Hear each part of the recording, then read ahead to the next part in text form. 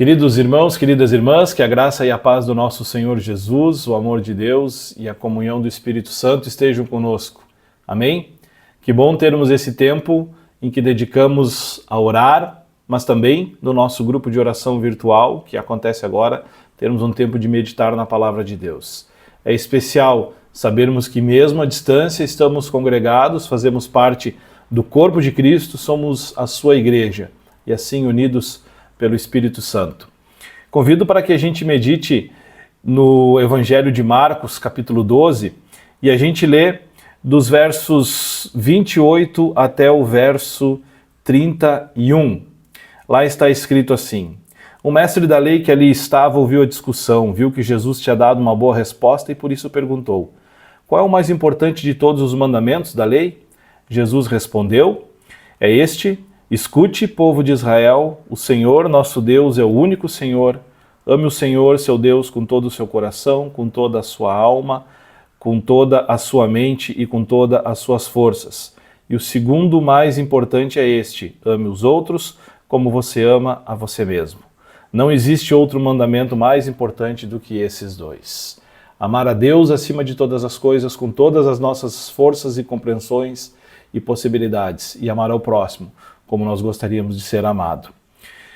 O desafio do amar, ele extrapola muitas vezes as nossas capacidades e o nosso conhecimento, porque a nossa compreensão de amor, muitas vezes ela termina quando os nossos desejos e as nossas vontades foram realizadas. Não é assim que acontece muitas vezes?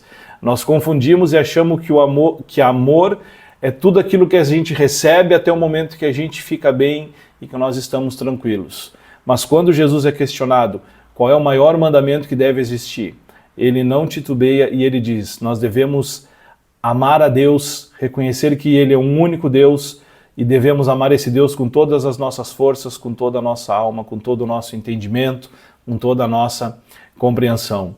Numa outra passagem bíblica, Jesus disse que uma pessoa não pode ter dois senhores. Ele não pode ter dois deuses, senão ele vai amar um mais do que o outro e não vai conseguir amar os dois da mesma forma. Aqui Jesus deixa claro, para que a gente consiga realmente entender o valor e a grandeza do amor de Cristo por nós, nós temos que, em primeiro lugar, reconhecer: Deus é único e esse único Deus é o Senhor sobre toda a minha vida. A partir disso, eu vou conhecer o amor que Ele teve por mim, eu vou compreender e eu vou respeitar Ele de uma forma que não vai ter nada ao lado dele.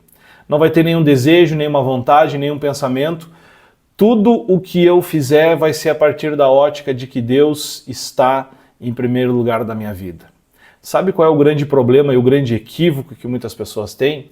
As pessoas acham: poxa, mas eu gosto de viajar, então não vou mais poder viajar? Eu gosto de fazer compras, eu gosto de ter essa rotina, para mim isso faz parte da minha vida e eu não quero abrir mão disso, mas se eu colocar Deus em primeiro lugar na minha vida, significa que eu não vou poder fazer mais nada do que eu gosto.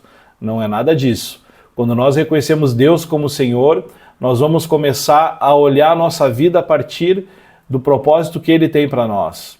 Deus não vai querer que a gente pare de se divertir, que a gente deixe de fazer as coisas que a gente gosta.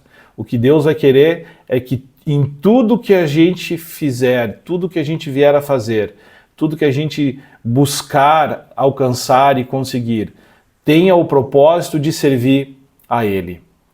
Parece difícil, mas é muito mais fácil quando a gente entende que, em primeiro lugar, Deus, e as outras coisas são secundárias. Se eu não coloco Deus em primeiro lugar da minha vida, eu coloco outra coisa no lugar de Deus, muito provavelmente eu passarei a minha vida inteira correndo atrás de agradar essa situação ou de chegar a um ponto, a um status que eu não vou conseguir e eu vou me decepcionar. E no final da minha vida eu vou olhar para trás e eu vou dizer assim: poxa vida, quanto tempo eu perdi da minha vida fazendo coisas que não me levaram a lugar nenhum. Mas quando a gente coloca Deus em primeiro lugar da nossa vida, é como que a gente saísse do meio de um grande problema que a gente não consegue resolver e começa a olhar esse problema de fora. E a gente vê as possibilidades, a gente vê o que nós estamos fazendo de errado, a gente descobre o que a gente precisa fazer, certo? E a gente passa a agir de uma maneira diferente. Uma maneira que vai nos libertar dos nossos problemas, dos nossos pecados, dos nossos medos, das amarras que nos prendem uma situação que vai nos levar para um lugar diferente. Um lugar onde Deus nos encontra e Ele diz, a partir de agora nós caminhamos junto. Eu não preciso mais caminhar sozinho. Eu não vou mais correr atrás de tanta coisa que não me leva a lugar nenhum. Mas eu vou passar a perseguir, a buscar aquilo que Deus tem de propósito para a minha vida, para a minha família, para a comunidade, para o meu trabalho, para o meu serviço, enfim, para todas as situações em que eu estiver envolvido. E quando eu entendo que Deus, estando no primeiro lugar da minha vida, eu vou amar única e exclusivamente a esse Deus, não tem como eu não olhar para o lado e ver que todas as coisas que Ele criou também precisam ser amadas. Eu preciso amar as outras pessoas. E esse desafio, muitas vezes, é grande. Eu vi certa vez de um pastor uma frase que foi bastante impactante, mas ele dizia assim, Deus manda a gente amar o próximo. Mesmo que a gente não goste, a gente tem que amar aquela pessoa. E muitas vezes, por algum motivo, a gente não vai muito com a cara de uma pessoa, ou alguma situação nos deixou com o pé atrás, a gente não consegue mais ter uma convivência com ela que seja legal, que a gente gostaria de estar na presença dela, mas a gente precisa amar essa pessoa. E amar essa pessoa significa olhar para ela, apesar das diferenças, apesar de tanta coisa que a gente não tem em comum, e olhar para ela e ver assim, aqui está uma filha, uma criatura, um filho amado de Deus, alguém que eu preciso também amar essa pessoa. E qual é o parâmetro de amor? Bom, eu vou tratar ela como eu gostaria de ser tratado. Eu sempre brinco nos grupos, se a gente quer fazer uma experiência com os nossos vizinhos, para ver como eles reagem, chega em casa um dia, pega o saco de lixo, enche de lixo e joga por cima do muro para a casa do vizinho. O que será que vai acontecer no outro dia? Ou talvez no mesmo dia? Provavelmente vão vir 2 sacos de lixo. Ou o vizinho vai bater lá na frente e vai ter uma discussão, talvez até uma briga.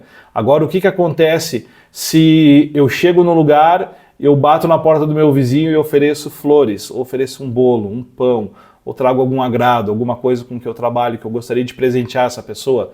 Do nada, sem ter nenhuma ocasião especial. O que essa pessoa vai fazer? Talvez ela não vai entender, mas o que vai gerar dentro dela é um sentimento bom de pensar assim, poxa, eu também quero fazer bem para essa pessoa. Queridos, amar a Deus acima de todas as coisas e amar ao próximo como nós gostaríamos de ser amados. É impossível eu amar a Deus e não amar o próximo, porque eu não vou ter um testemunho que as pessoas vão ver, e é impossível eu amar ao próximo e não conseguir amar a Deus. Esses 2 grandes mandamentos, eles estão iniciados, eles estão baseados no amor. É o amor que constrói relações, é o amor que restaura relações que foram perdidas, é por causa do amor de Deus por todos nós, pessoas que não merecíamos, que Ele manda o seu Filho para nos tirar do pecado, para nos tirar do lamaçal de perdição no qual nós estávamos submersos. Ame o Senhor teu Deus com toda a tua força, com todo o teu entendimento, com toda a tua vontade. Isso muitas vezes não acontece como que num piscar de olhos, num estalar de dedos, mas a gente tem que buscar isso. A gente tem que buscar cada vez mais aprender o que Deus tem para nós. E quanto mais nós nos aproximarmos de Deus através da palavra, da oração, dos grupos, dos cultos, através da meditação, mais nós vamos entender o seu amor, mais nós nos sentiremos amados e conseguiremos amar a Ele e também a todo mundo, assim como é o grande e primeiro mandamento. O povo de Israel tinha muitos mandamentos. Deus havia dado 10 mandamentos que deveria monitorar a vida deles, não no sentido de prender, mas de dizer assim, olha, se vocês respeitarem esses 10 mandamentos, vocês vão ter uma boa convivência com seus irmãos, com outros povos.